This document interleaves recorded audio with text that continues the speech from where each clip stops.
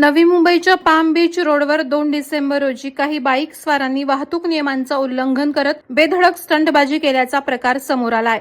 या तरुणांनी उड्डाण पुलाजवळ आणि मुख्य मार्गावर वेगानं बाईक चालवत जीवघेण्या कसरती केल्यामुळे इतर वाहन चालकांना मोठा धोका निर्माण झाला होता।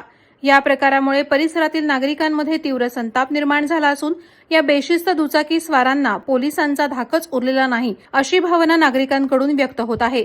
पाम बीच सारख्या सतत वर्दळीच्या मार्गावर अशा प्रकारची रखडपट्टी धोकादायक ठरू शकते असंही मत नागरिकांनी नोंदवलंय।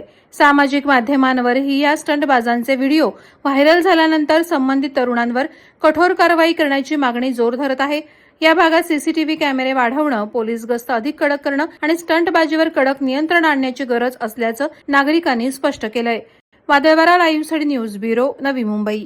नवी मुंबई व रायगड जिल्ह्यातील ताज्या बातम्या आणि घडामोडींसाठी सबस्क्राईब करा वादळवारा लाईव्ह चॅनल आणि दाबा बेल आयकॉन।